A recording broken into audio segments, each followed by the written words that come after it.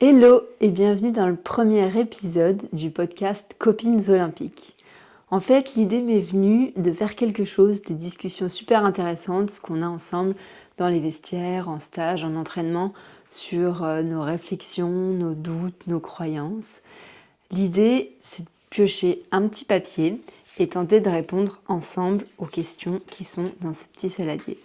Façon chill, sur un canapé, entre copines. Ce premier épisode a été tourné tout début novembre en Ardèche avec 4 de mes copines de haut niveau. J'ai nommé Sarah Guyot, Margot Maillet et le passage de Nelia Verbosa et Axel Renard. Et je vous propose d'embarquer dès maintenant dans les coulisses du sport de haut niveau avec ce premier épisode de Copines Olympiques. En piste!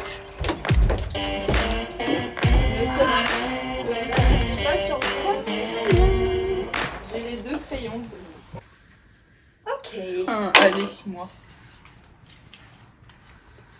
Est-ce que je la lis à voix haute? Oui, je la lis à voix haute. Bienvenue sur mon ASMR. Alors, à partir de quel moment, à partir de quand, as-tu considéré que tu étais SHN? Soit sportif de haut niveau. Moi-même. Ah non, nous tous. Nous tous. Okay.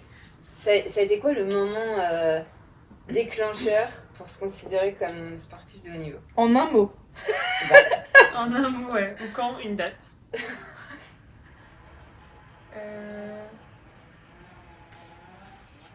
Il faut vraiment écrire un seul mot? Non. C'est une phrase, quoi. C'est très bien, c'est un moment, quoi. C'est bon? Ouais. En fait, moi, il y a quand même un truc particulier, c'est que selon le contexte, je me considère plus ou moins comme sportif de haut niveau. Des fois, j'ai encore du mal à dire que je me sens sportif de niveau. Ah ouais? Parce que quand je suis dans un contexte où c'est des gens qui ont bien plus réussi que moi, genre qui sont médaillés olympiques ou quoi, j'ai trop du mal à me dire où j'ai toujours l'impression que je m'entraîne pas assez ou qu'il y a des trucs que je pourrais être entièrement dédiée au sport, etc. Oui. Et du coup, des fois, j'ai du mal à dire dans certains contextes que je suis sportive de haut niveau. Mais le fait qu'il y ait une classe sportive à Cesson et tout, ça c'était un premier pas. Après, il y a eu genre la première tenue équipe de France quand on sélectionne et tout. Mais en fait, j'ai l'impression que moi, c'est hyper dépendant du contexte. Enfin, je me considère. Oui. Tu vois ce que je veux dire? Bah oui. C'est pas grave, c'est la base. Et de si t'es en réussite ou non aussi. Ouais. Donc, toi, ta première sélection? Ma première sélection, mais aussi parce que le moment où la liste elle tombe. J'ai tellement été dans plutôt je cherche à voir jusqu'où je peux progresser, mais très centré sur moi et comment j'étais capable de progresser, plutôt par curiosité presque, que j'étais pas dans cette recherche objectif un peu de l'équipe où c'était assez abstrait pour moi et je savais pas dans quelle mesure je pouvais atteindre cet objectif-là. C'était plus voir jusqu'où je pouvais aller.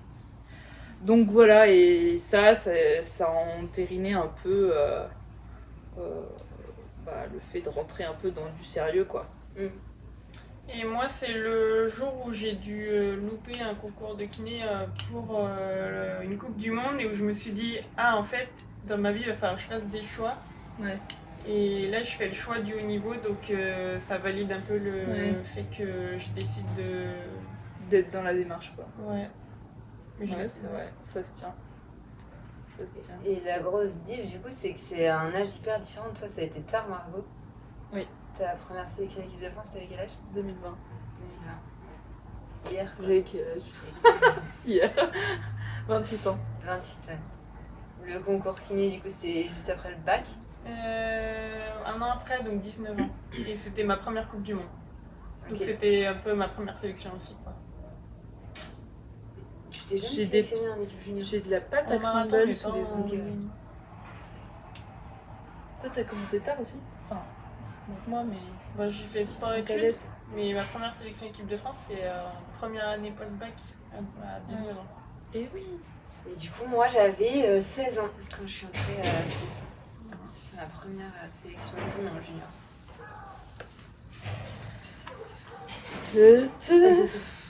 Alors,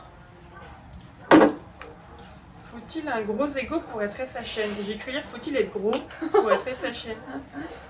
Faut-il un gros ego? Ego. Ego, ça veut dire jeu en grec.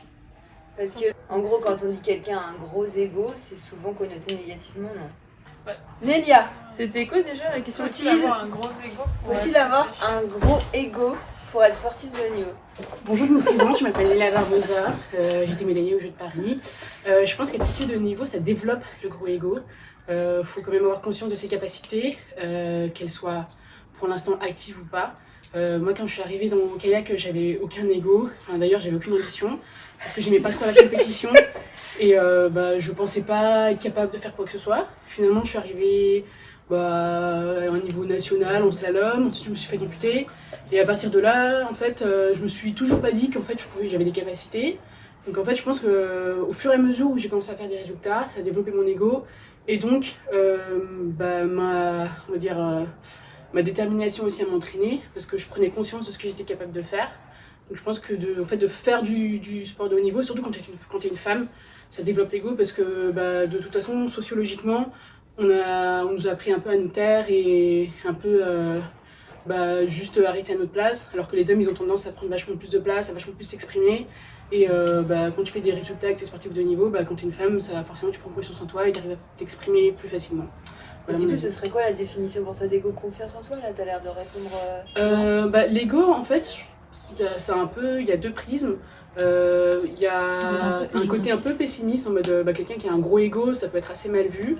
Mais je pense que de toute façon, pour faire du sport de niveau, il faut de l'ego.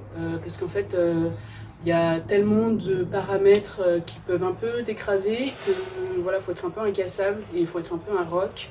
Et je pense que le fait d'avoir de l'ego, ça te permet de prendre conscience de ce que tu peux faire, de ce que tu sais déjà faire. Et des fois, c'est peut-être même un peu au-delà de ce que tu peux faire, mais du coup, ça te permet d'être plus solide, je pense. Voilà. C'est vrai ça. Merci Nélia. Merci.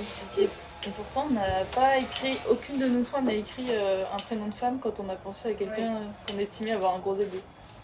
Et après, dire qu'on a un gros ego, souvent c'est un peu péjoratif. Quand tu dis, un tel, il a un gros ego. Et pourquoi on dit de lui qu'il a un gros ego? Souvent c'est assez démesuré. En fait, j'ai l'impression que ça met assez mal à l'aise quelqu'un qui dit moi je vais faire ceci, moi je vais faire cela, moi je peux faire ceci, je peux faire cela. Parce que. En fait, il faut un peu taire ses ambitions, quoi. C'est pas qu'il faut taire ses ambitions, mais j'ai l'impression que quand t'as beaucoup d'ego, en tout cas pour certains, ça a tendance à écraser les autres. Mais par exemple, un Léon Marchand qui fait des perfs exceptionnels, pourtant on va pas dire qu'il a un gros ego, alors qu'il vise des performances qui semblent inatteignables pour la plupart du monde. Parce qu'il les a. Bon, déjà il l'a prouvé, il avait quand même fait des résultats avant les Jeux Olympiques. Puis tout le monde parlait de lui et c'est dans sa façon, il y a aussi une façon de s'exprimer. Je trouve dans sa façon de s'exprimer, il est quand même très humble. À chaque fois, il dit jamais je suis le meilleur. À chaque fois, il explique en fait. Moi j'ai fait des tests. Il est conscient, c'est ça. Il disait moi j'ai fait des tests. En fait sur les tests, on voyait que mon corps il permettait vraiment d'avoir une coulée meilleure, d'avoir une résistance à l'eau qui était moins importante que celle des autres. Mais c'est juste parce que j'ai de la chance et que j'ai un corps qui me permet de faire ça. Mais à aucun moment il a dit comme je suis le meilleur, comme je suis le plus beau, comme je suis le plus fort, je vais écraser tout le monde quoi. Donc il n'y a pas besoin d'avoir de l'ego pour être sportif de haut niveau. C'est la confiance. Si on oppose ça à humble. Je pense qu'il faut être à l'aise en fait avec ça, il faut le travailler dans le sens où il faut avoir du recul quand même sur être capable de bien se connaître, d'avoir de la confiance en soi, de rebondir sur ses doutes. J'espère que ça, c'est le travail. Ouais, c'est ça. En fait, il ne faut pas avoir un ego surdimensionné. Enfin, si un cadet arrive, qu'il est 15e régional et qu'il arrive dans le bureau de la fédération en disant écoutez, moi l'année prochaine je suis champion olympique, donc vous allez tout mettre en œuvre pour que je sois champion olympique. Bon, il y a moyen que ce soit un petit peu disproportionné et qu'on ne l'apprécie pas réellement. Et j'ai l'exemple du champion du monde, c'est un homme moins de 18 ans qui est arrivé sur la ligne d'arrivée avec 8 secondes d'avance. Il est arrivé, il a fait ça sur la ligne d'arrivée, ça a énervé tout le monde. Parce que c'était vraiment, là pour le coup il a un ego démesuré ça a mis tout le monde très mal à l'aise. C'était assez irrespectueux vis-à-vis des autres concurrents. Je pense qu'il y a l'ego surdimensionné, puis il y a l'ego point. Je pense que c'est bien d'avoir un peu d'ego, parce que ça permet peut-être de se dépasser, mais il ne faut pas en avoir trop, parce que déjà vis-à-vis de soi et vis-à-vis des autres, c'est pas hyper respectueux. Ouais, voilà, pas mal. Merci. Une autre question? Une dernière? Ça vous dit? Allez. Ah ouais. Le plan est magnifique. Ouais. On n'aurait pas pu rêver meilleur set. Qu'est-ce qui te fait le plus peur dans l'après-carrière? Bah alors, donc Sarah, faut que tu répondes à qu'est-ce qui te faisait le plus peur dans l'après-carrière? Parce que ça peut pas lui faire encore. Tiens, il y a des fichiers là-bas. Bah parce que elle l'a déjà vécu. Ce qui me fait le plus peur dans l'après-carrière.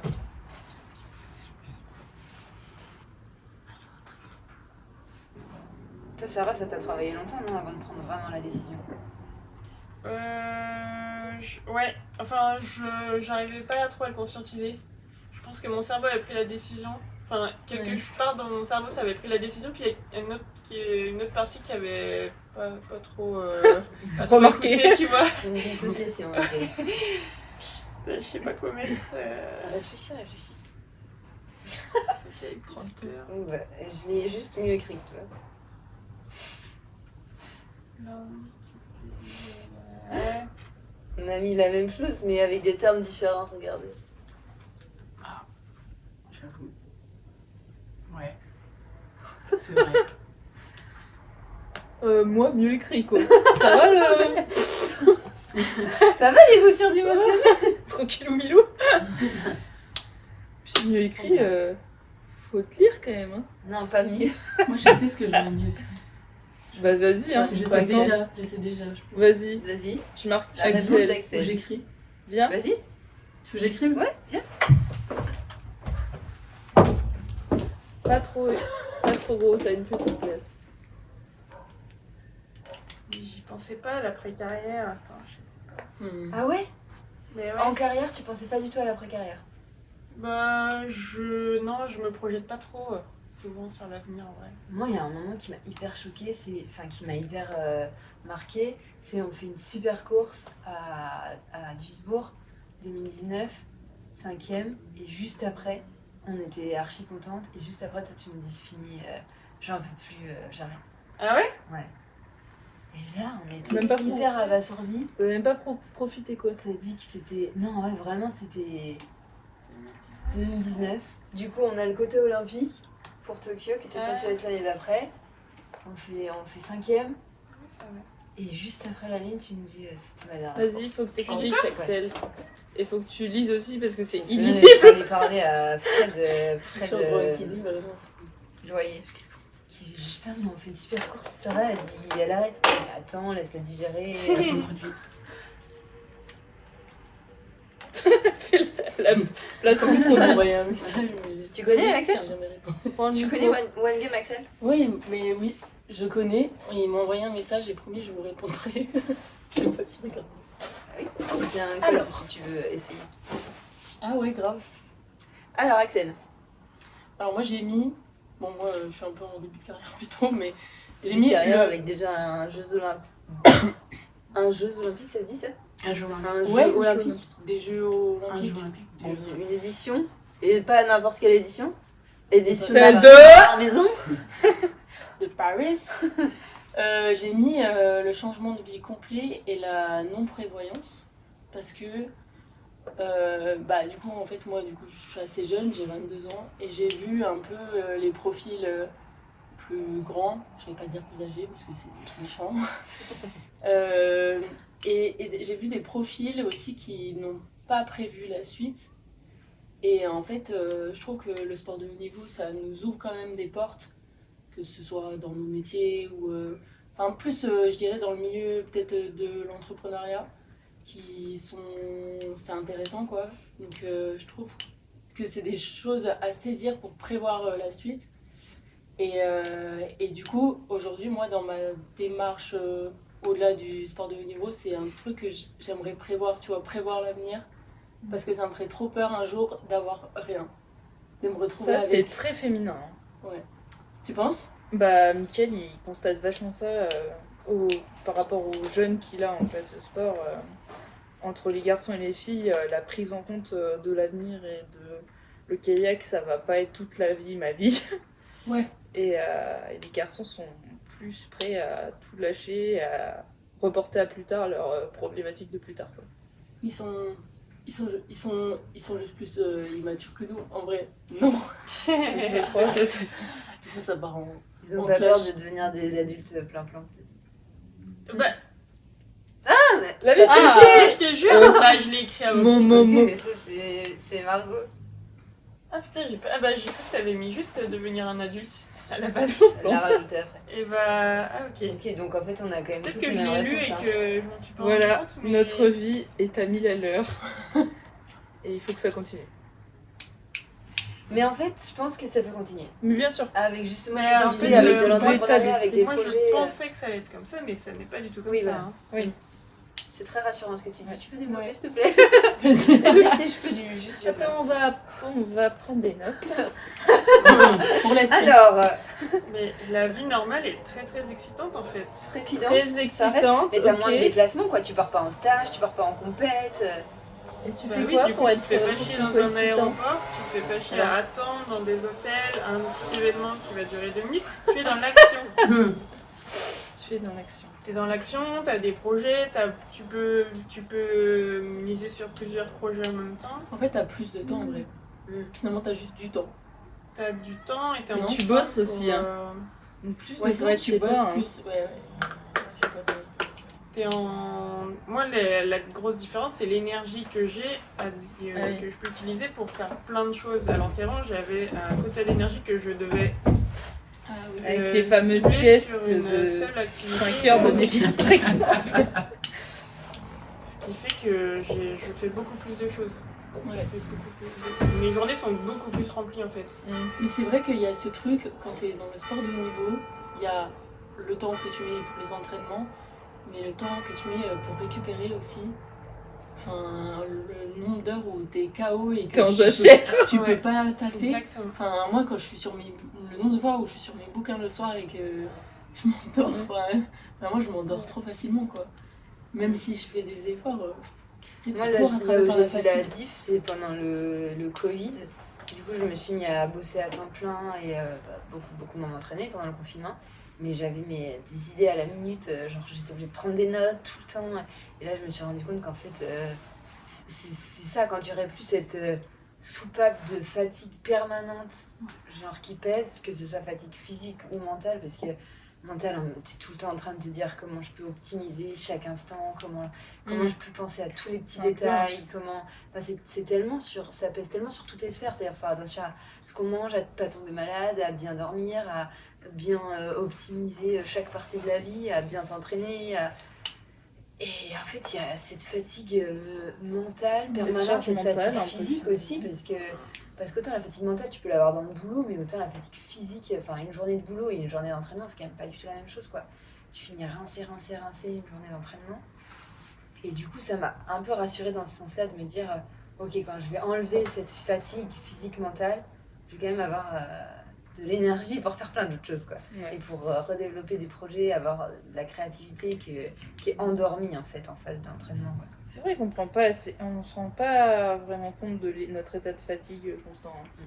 Bah, on on est sent- tellement habitué Mais- tout le temps Oui. qu'on sait même plus comment on est sans s'entraîner. Mais- C'est ce que c'est disait ça. Sarah tout à l'heure. C'est exactement ça. Et Bah, puis, justement, je voulais te demander Ouais. si tu avais une différence émotionnellement entre le quand tu t'entraînais tout le temps et maintenant, le après. mais ça n'a rien à voir. Émotionnellement, je sais pas, mais Oui, fatigue. j'ai mis, mais pendant peut-être 1 an et demi, tous les matins en me réveillant, je me disais, mais c'est incroyable d'avoir de l'énergie le matin et de finir la journée et même encore d'avoir encore un petit peu d'énergie pour être productif, genre arriver à lire Ouais. un livre le soir sans t'endormir dessus. Ouais. Et puis aussi, ce qu'on se rend pas compte, c'est dans le sport de haut niveau, en fait, t'es à un niveau de dépense énergétique, de déployer de l'énergie qui est vraiment très extrême et que tu peux pas maintenir en fait. Donc tu t'entraînes, oui certes tu t'entraînes 3 heures, 4 heures par jour, sauf que tout le reste du temps tu es obligé d'être au fond du trou, le temps de remonter la pente, Ouais. alors que dans la vie normale tu es dans un espèce de milieu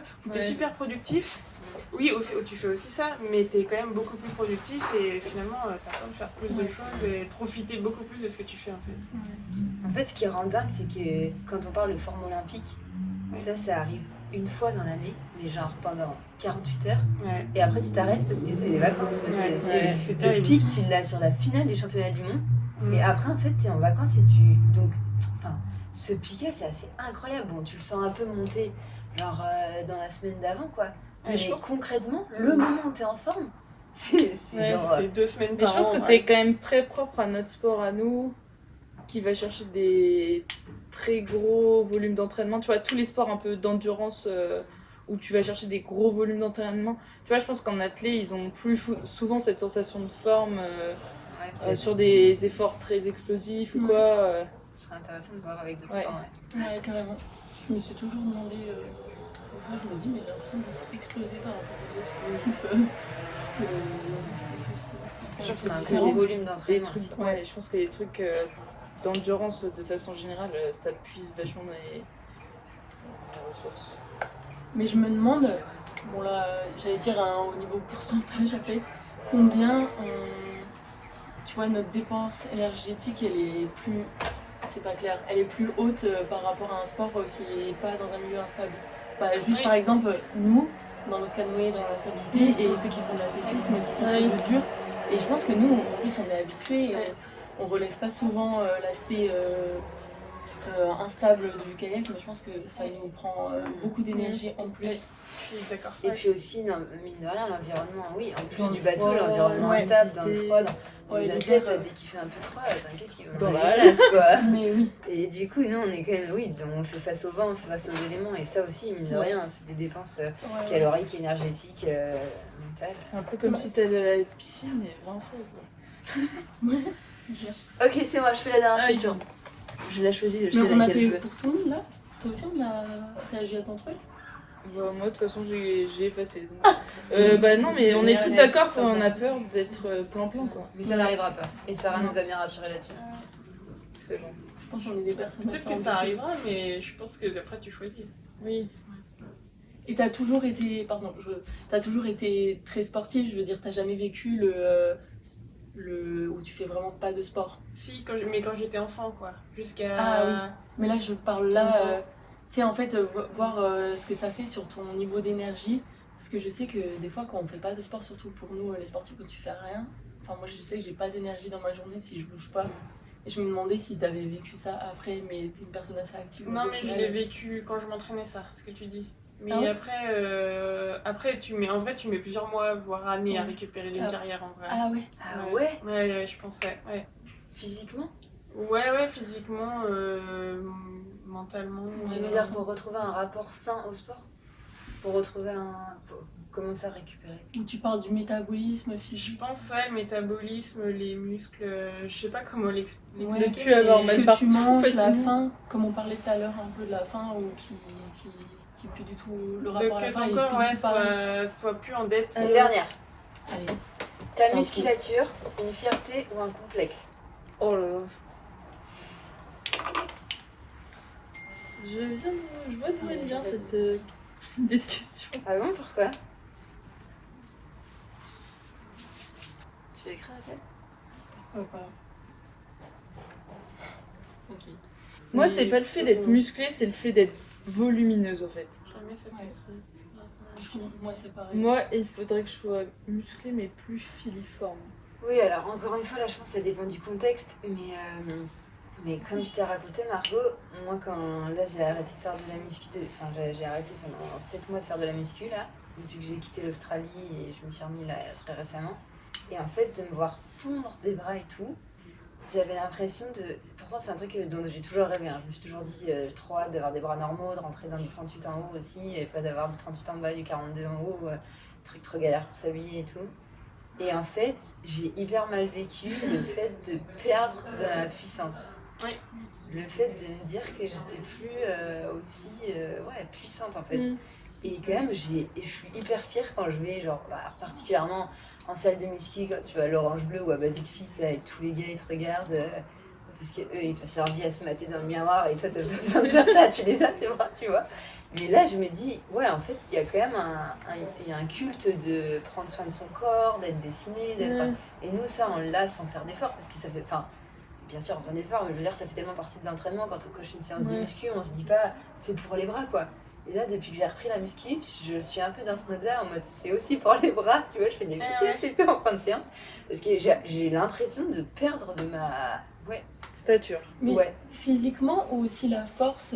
Est-ce qu'il Bah, y a les eu deux. une forme d'insatisfaction quand tu as perdu la force? Parce que je Je trouve que pense quand même plus physiquement parce que j'ai pas non plus remarqué, enfin tu vois que je pouvais plus porter mes sacs de course ou tu vois, genre dans la vie de tous Vraiment les vie. jours. Mais physiquement de me voir genre devenir plus c'est un peu Tringalette, ouais, moins faible. imposée et tout. Ouais. Et ben en fait je me suis dit quand même, alors il y a des trucs qui m'ont toujours dérangé, genre quand tu cours et qu'on se retourne sur toi en disant j'aimerais pas me prendre une gifle par elle, ouais. Ouais. C'est le genre de réflexion que tu La te dis lourdeur. franchement, donc ça, enfin, puis t'as vraiment l'impression d'être Golgoth quoi, que tout le monde voit que.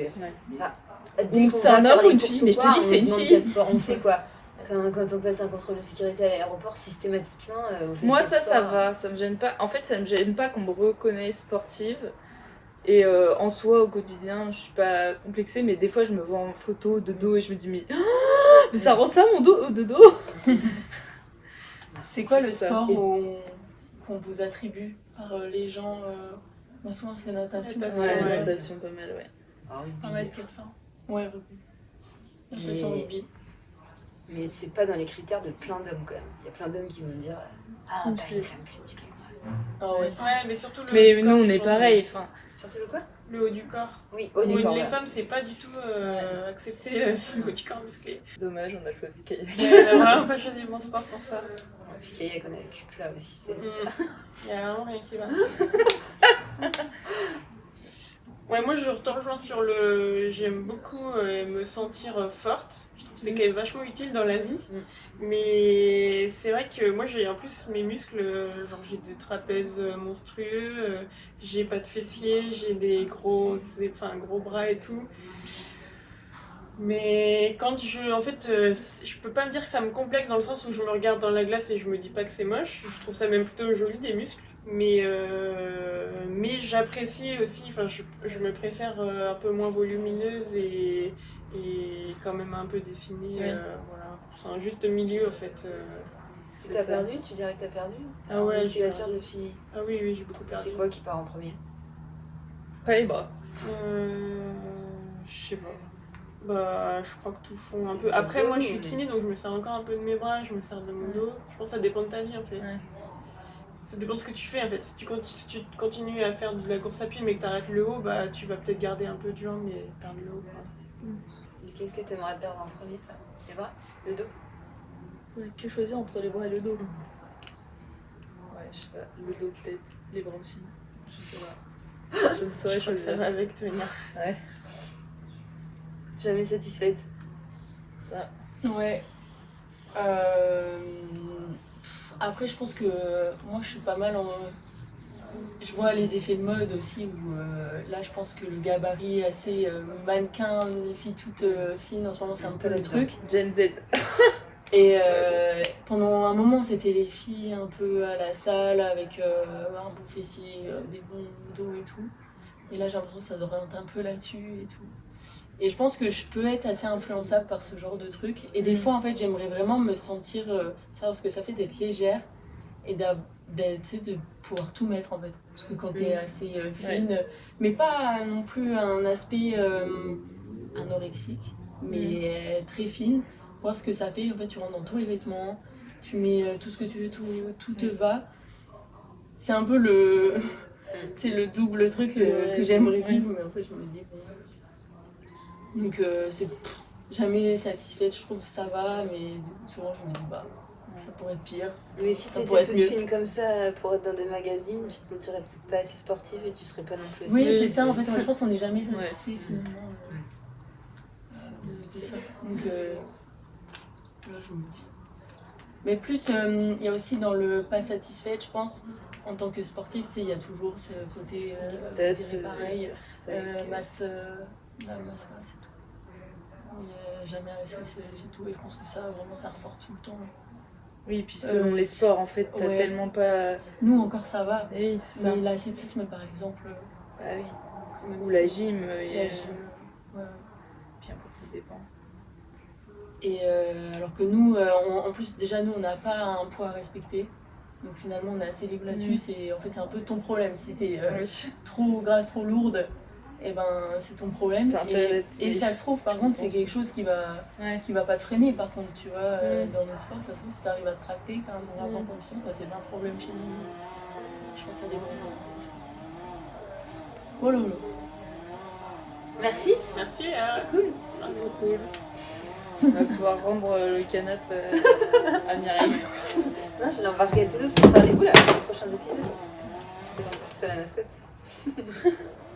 Regardez la marque. Merci beaucoup. Je verrai ce qu'on en fait, si ça fonctionne ou quoi.